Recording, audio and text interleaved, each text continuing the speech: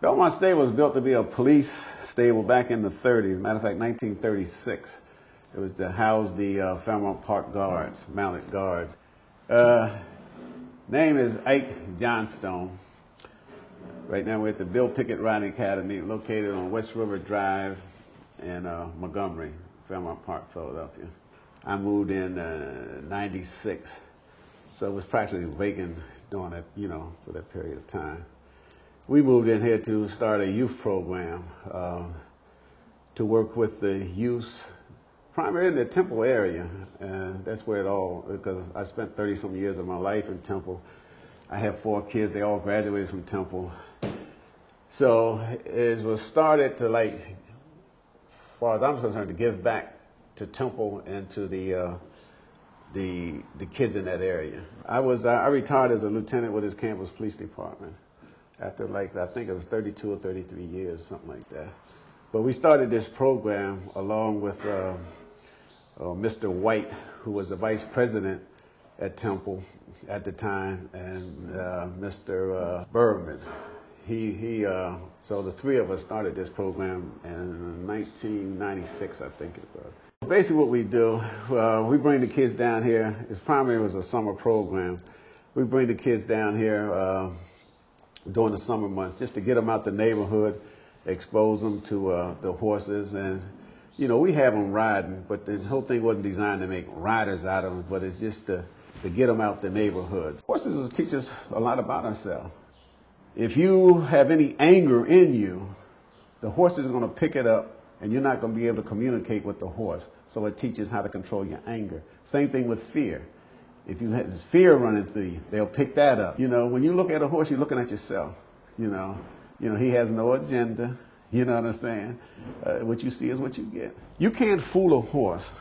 The minute you walk into his presence, he got you. He done read you. He know your weak points and your strong points because his life depends on it. Because he's being a prey animal, he's always looking for the predator. We're predators. Anything with the eyes in the front of the head are meat eaters. They're predators. Grazing animals like horses, sheep, their eyes is on the side, so they can monitor what's going on around them. So even though these horses, they relax, they paying attention to every word I'm saying. They watching us, but see, they calm though. And we can learn the same thing. Pay attention, but be calm. They hearing everything. They monitoring everything because they want to make sure we're not going to jump in there and try to hurt them. When we bring, say, a young kid in here, 7 or 8 years old, that's never been around a horse, just seen them on TV, they're terrified. Horses, because they're intimidating. You know what I'm saying? But then once we start to working with them, we get them to the point where they'll lead this big animal. Can you imagine what that does to one? 2 days ago they was terrified. Now they're leading this big, huge animal, just with his fingertips. And it also teaches that you can get things, except young people, you can get things out of life without taking them. See, you ain't gonna take nothing from a horse. You're not gonna hold pulling. They measure stuff in horsepower. You know what I'm saying? So you have to cooperate with this horse to get this horse to cooperate with you. So it teaches cooperation. They don't care nothing about you being a corner boy, anything else. You know what I'm saying? You want to respect me. That's what that horse is saying. So. To change up a little bit, you bring North Philadelphia kids down, and maybe not everyone associates horses with black culture. You maybe explain the tie between the Bill Pickett Riding Academy and blacks riding horses. When my kids were very young, like Lance, he was about 12 years old. I remember us going to a horse auction, and I wanted to buy him a cowboy hat, and Lance refused the cowboy hat. He said, "Dad, because all that doing is imitating a white man." He was just 12 years old. Then that's when I realized that he didn't understand the history of the black cowboys, the black West, and the contributions that African Americans played in it. And we're not imitating anyone.